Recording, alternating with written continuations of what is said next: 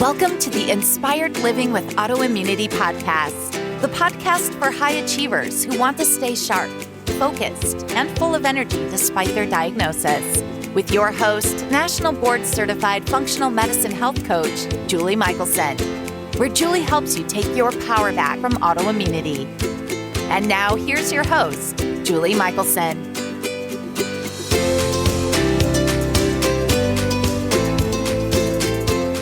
Welcome back to the Inspired Living with Autoimmunity podcast. I'm your host, Julie Michelson, and today we're joined by Elizabeth Yarnell, who's on a mission to redefine autoimmunity and MS. Elizabeth is a traditional naturopath and a certified LEAP therapist, and today we're talking about how autoimmunity is a wake-up call, not a death sentence, and there's so much we can do to reduce inflammation and feel better. Elizabeth, welcome to the podcast. Thank you, Julie. I'm excited to be chatting today. I am as well. I would love for you to share your inspiring story with listeners because this is why we do this, and they need to hear it. Well, for me, my story began in 1999.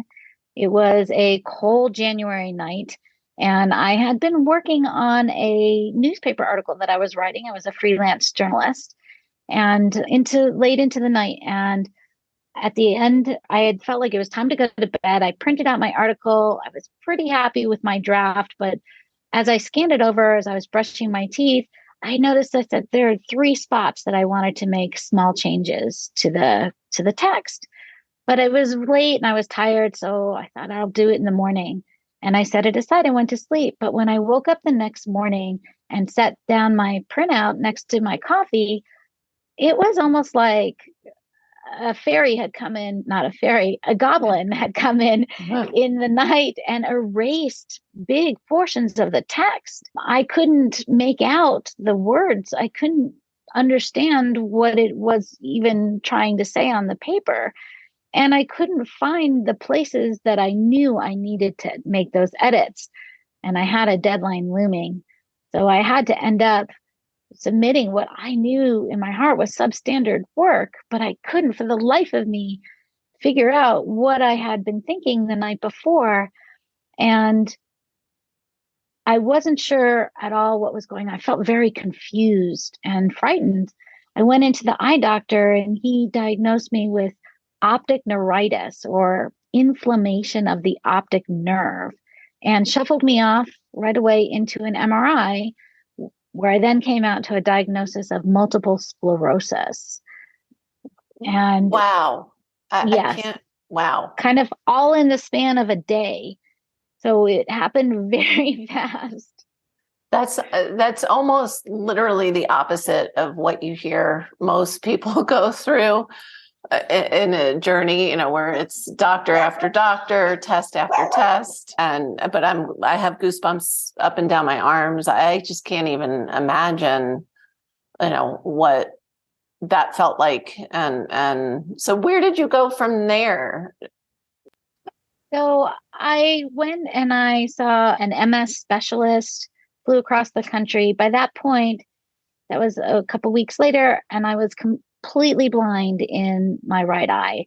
I'd lost all sight. In fact, when I got to that MS specialist, he stood me in front of the eye chart on the wall, and he said, "Okay, cover your eye." And with my good eye, I could read the whole chart. And then he said, "Okay, well, cover your good eye." And I looked at it, and I'm like, I don't even see a chart. Like, I literally just saw a white wall, like just whiteness. Completely blind in that eye. It was super frightening because my whole life had been about reading and writing. I was a journalist. What was I going to do if I couldn't read or write? I was going to have to find a whole new career. I had to offer my fiance a way to get out of our contract to get married, because this isn't what he had signed up for. This isn't a life that he foresaw when he proposed to me. There was so much that was so frightening and uncertain in those times. It was really scary. Besides the fact that I learned that 80% of MS patients experienced significant disability within 10 years of diagnosis. And here I was 2 weeks before my 30th birthday. And by my 40th birthday, I could be in a wheelchair. It was just really horrific. The doctors didn't really have any good advice for me. They just said, okay, well, we don't know why MS happens. We don't know how to fix it. We consider it to be incurable. They showed me this chart in their office, and basically it's a downhill slope. If you have MS, you start up here like a normal person and you just go straight to the bottom of the slope until you eventually die from your disabilities. And great prognosis for a young woman. Huh? According to the best doctors, there was nothing I could do really to change this. I could try one of the disease modifying therapies. At that time, there were 3. They were all injectable, but they all had incredibly low efficacy rates. So now we're, as a population, a little more familiar. What does efficacy rate mean? Well, efficacy rate means, right, how well it works. Right. And an efficacy rate of like 23% means it probably doesn't work that well. I mean, even an efficacy rate of 50% means, well, you 50-50 chance. Maybe. Right. Maybe. Coin toss. Yeah. And they weren't going to cure the disease. They were only going to hopefully slow it down. So my father is a neurologist. Of course, it's the classic irony of my life that my father is a brain doctor and I get a degenerative brain disease. But he really felt strongly that I should go on one of these disease modifying therapies because that was the only hope. All they had. Right. The only hope. And I did, but the side effects were horrible. For 3 years, I had hives all over my body.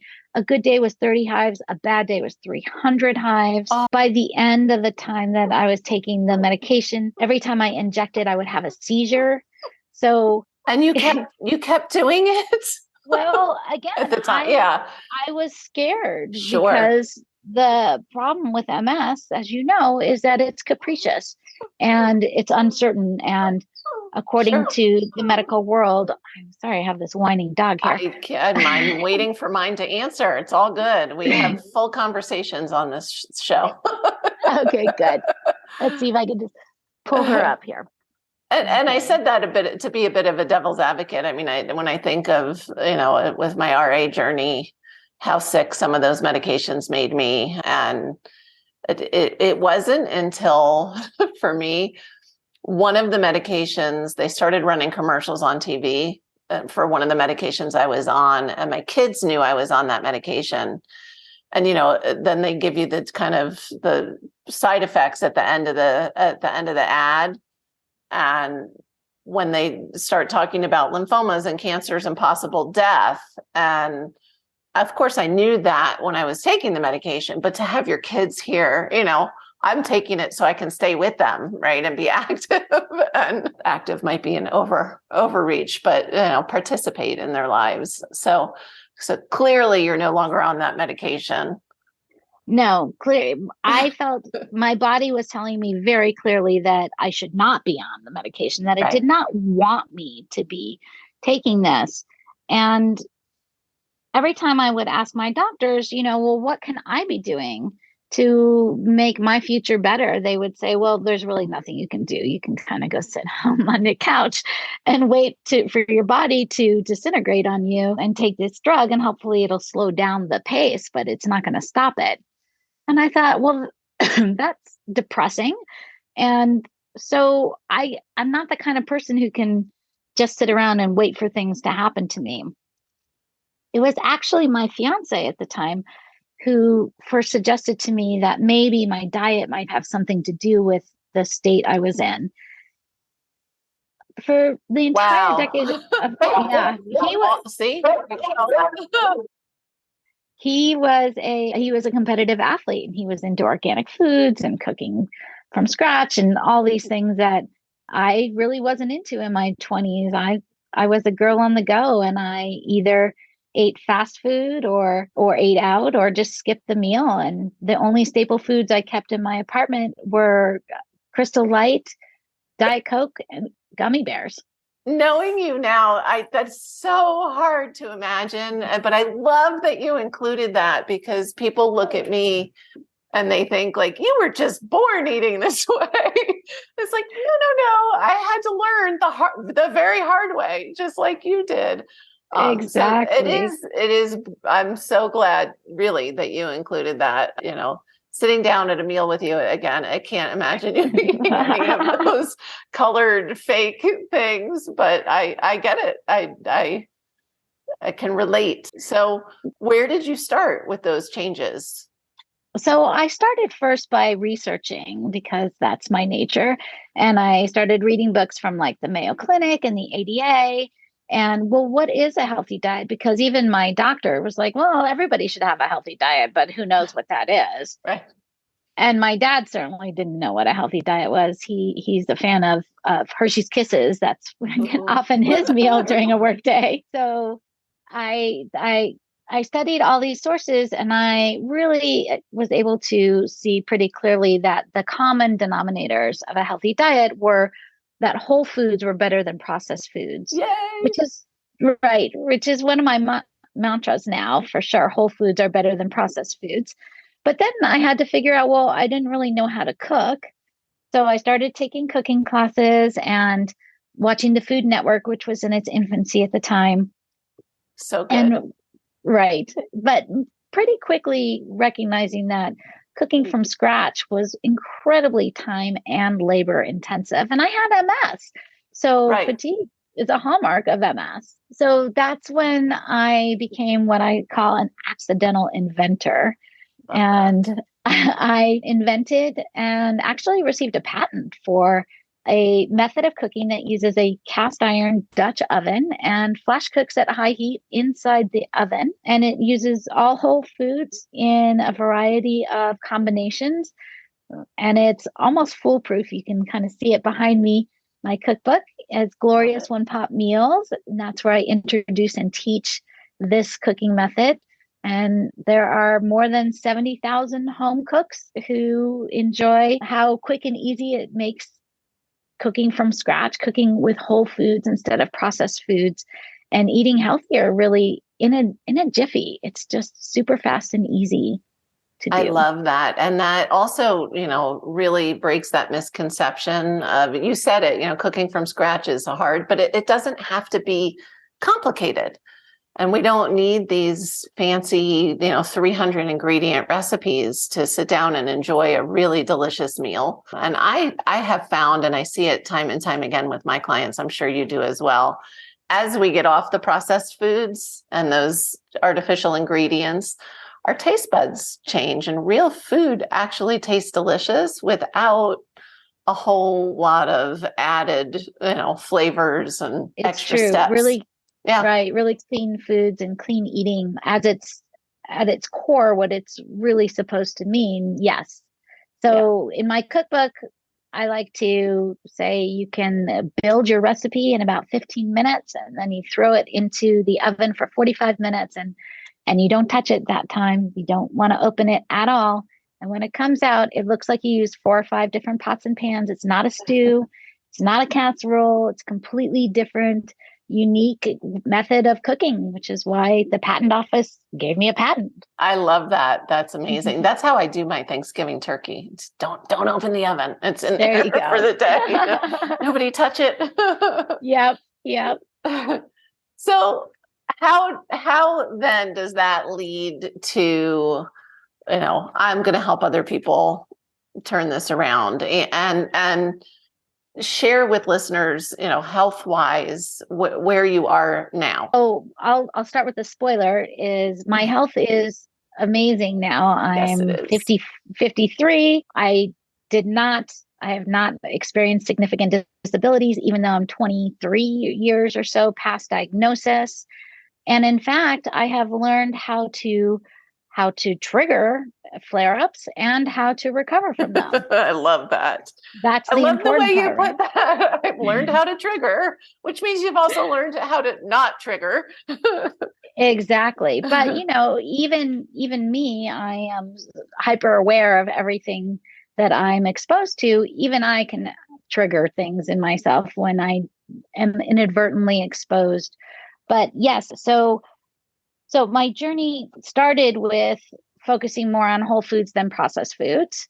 And that really changed everything for me. And for a long time, I really thought that was probably the answer to chronic disease and multiple sclerosis, is get off of processed foods and get away from all of the additives and preservatives that are in our food supply. I really feel like our food supply is contaminated. And in fact, I did a TEDx talk about this in 2014 called Poisons in Our Everyday Foods.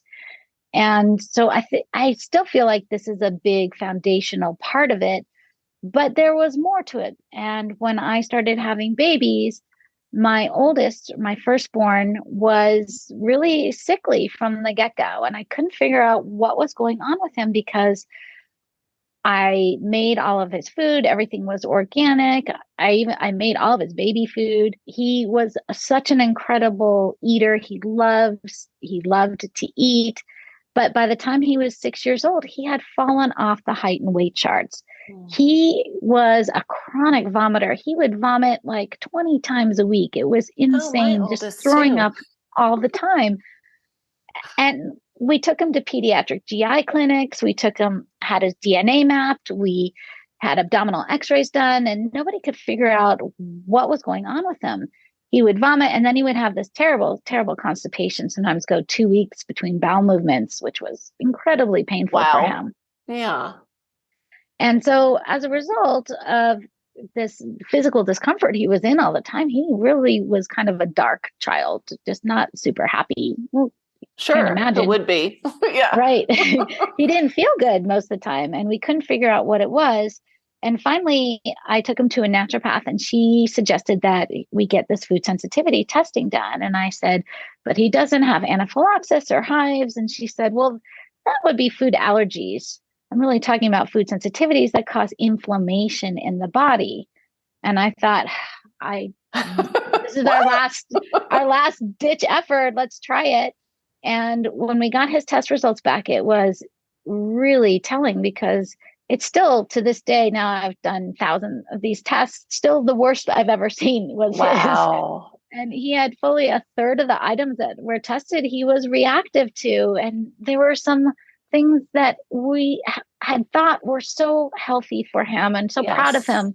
As a 6-year-old, he loved broccoli. That was one of his favorite foods. Broccoli, really inflammatory for him, as well as things like lemon and garlic. Foods that we think of are very health-giving were inflammatory for him and were keeping him in a terrible state. But as soon as we changed his diet and we removed the items that were inflammatory, the change was remarkable. Within 2 months, he had grown 1.5 inches. He had gained 15 pounds. He had started sleeping through the night for the first time at 6.5 years old. He had stopped wetting the bed. There was, just symptom after symptom had changed for him. And the biggest change I love to kind of testify about was one day when I was walking past his room and I heard him singing to himself. Oh. They sing to themselves when they're happy. Yes. And I had never heard him sing to himself before. So that really was the turning point for me, where I thought, you know what? Everyone should do this. This is such a life-changing experience that it deserves to be more widely available. And I was approaching my graduation from my traditional naturopath program, and I hadn't really decided what I wanted to do with my degree yet. And that became very clear that really what I wanted to do was bring this food sensitivity testing to people who were suffering from chronic inflammation and autoimmune conditions like multiple sclerosis, because wow, this is life-changing. It is. And as you said, this is not MS specific. It's funny, when I was first practicing, if we weren't getting the results we were looking for, I would then do food sensitivity testing. And now it's like, that's the first thing we do. Let's just get the results right away. Especially once you have autoimmunity, you have food sensitivities. There's no question. And no question. we could do a whole episode on that, but I want to get to this idea of changing the conversation around autoimmunity, because you say what I say, which is why I have this podcast to begin with. Autoimmunity is not a death sentence. It's a wake-up call. And so let's talk about, as you see it, what is autoimmunity and why do we need to change this conversation? So I like to call it, let's redefine, excuse me, let's redefine autoimmunity and multiple sclerosis and any other condition that's considered under that umbrella of autoimmunity. So if we look at the word autoimmune and we take it apart, we can see auto means self and immune means allergic. So autoimmune means allergic to self. But evolution would say, nay, that's an not really. oxymoron. You cannot be allergic to yourself. So if you can't be allergic to yourself, to your own body, then what is triggering these allergic or hypersensitivity reactions that start off the whole immune cascade, and which is inflammation through the body? And what I believe is that we have been looking in the wrong places, that any conventional doctor will tell you, well, we don't know why some people become autoimmune and some people don't. And we consider it to be unknown etiology, which means we don't know why it's happening. Right. Which is the most unhelpful thing, right? Because but here we have a lot of medications we can give you in the meantime. Right. We have these, and for multiple sclerosis, the medications run about $100,000 a year. Yep. And they have tremendous side effects, like I experienced, in a lot of different ways. Some of them are even up to and including death from these medications.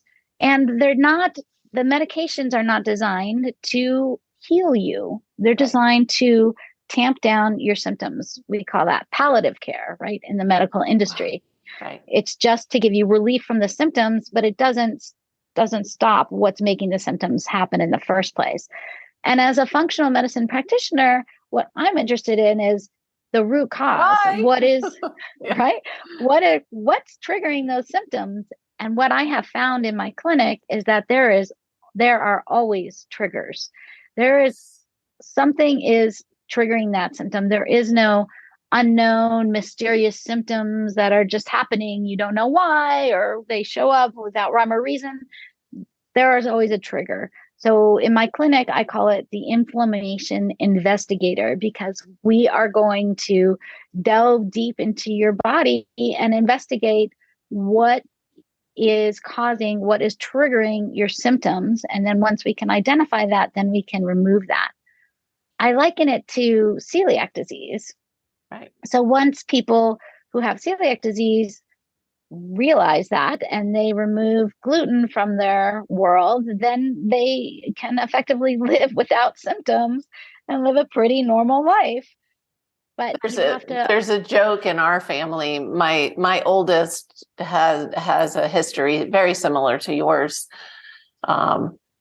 He kind of got a reprieve through most of elementary school, where his health seemed pretty good. And we had been years away from the pediatric GI doctors and university hospitals and all the things. And then about 5th grade, he started getting sick again, not with GI symptoms. So it was kind of confusing. And he too, would barely make the charts if you soaked him down with those and really weighed him down a lot. And so he was kind of the sick kid in the family. And it took, as it does, unfortunately, for him, it took till they finally biopsied him to diagnose the celiac. And now we joke, so literally at age 12, he stopped eating gluten because we knew, and he's now the healthiest one in the family. And the other two have other things that they manage and different layers to their autoimmunity. But that's such a clear cut, look, this is triggering this, stop it. And you can get better, right? And we can do that. I was waving my hand for those of you listening on audio. I too have celiac. I did not know that until many, many years into my autoimmune journey. And so for me, it's not just gluten, right? I had other triggers I need to manage to keep my RA symptoms gone. And so, but whether, and I would say other than celiac, it's almost never one thing. There's I think even with celiac, it's never just gluten. That might be the most prevalent thing that you can be exposed to, just because wheat is so much a part of our daily world.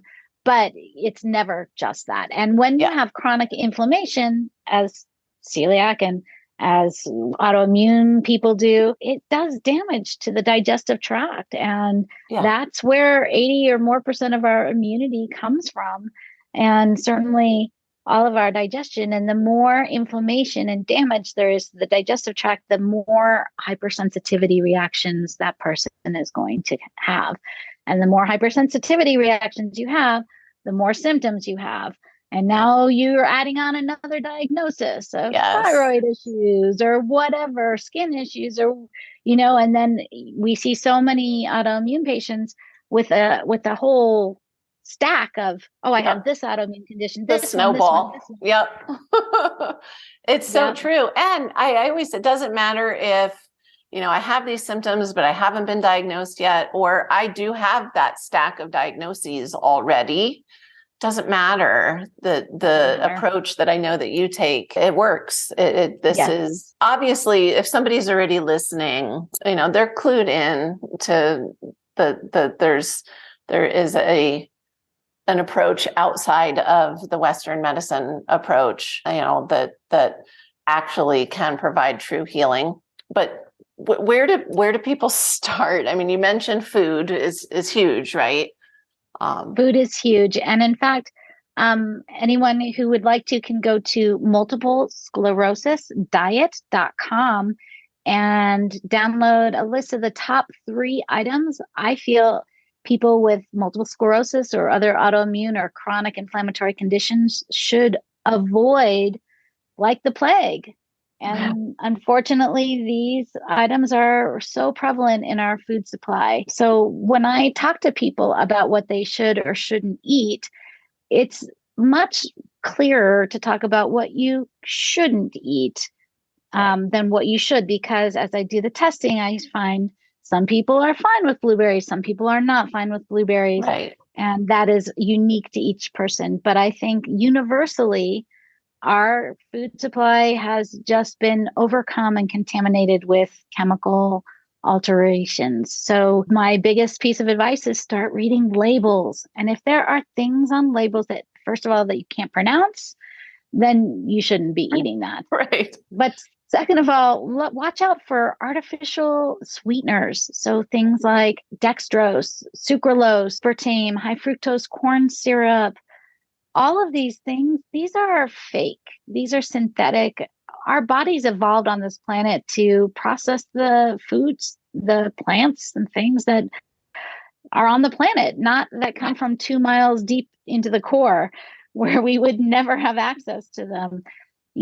Food dyes and colors, for example, were first brought before the FDA in the 1930s. And at that time, they were sourced from coal. And now they're sourced from petroleum. And there really haven't been studies that have found whether these things what are the safe levels to have. There are none. Petroleum products. Right. There really are none. No, there is no level of petroleum we should be consuming. I mean, really. I would agree. Yeah. Yet there's petroleum everywhere in all of our skincare products and sunscreens. And of course, we're breathing. If you live in a city, every time you walk out the door, you're breathing in petroleum particulates in the air. So we are just exposed to so many toxins everywhere we turn. And it behooves us to try to eliminate and take control where we can. Right. I love that. And we could do a whole nother episode diving into toxins outside of our food system. Right. But I love I always, and I'm going to, unless you have, I'll give you the opportunity to say something different, but I always ask, guests to give listeners that one step. And I love the one step that you gave as far as reading ingredients is literally life-changing. And as you mentioned, it's not just the ingredients on your food. That's the I think most essential place to start. Once you've, kind of strengthened that ingredient reading muscle, every product you buy, don't fall for the marketing on the front of the package. You've got to turn it around and read those ingredients. So I love that. Is a life-changing one step for sure. Because can I give a second one step? Yes, too? You can. I said you could. So yes, read the labels. And right now, one of my biggest things about the food industry is this loophole called natural flavors. Oh, yes, thank you. It's killing me because there's nothing natural about natural flavors. If you were to be able to see the ingredients in a quote natural flavors, so there can be up to 30 or more chemicals that are creating that, including things that are genetically modified, MSG, inflammatory, all sorts of chemicals. They don't have to disclose. It could be anything. So I see your natural flavors and I raise you a fragrance, right? So oh my gosh, it's the same thing. It's the same loophole though.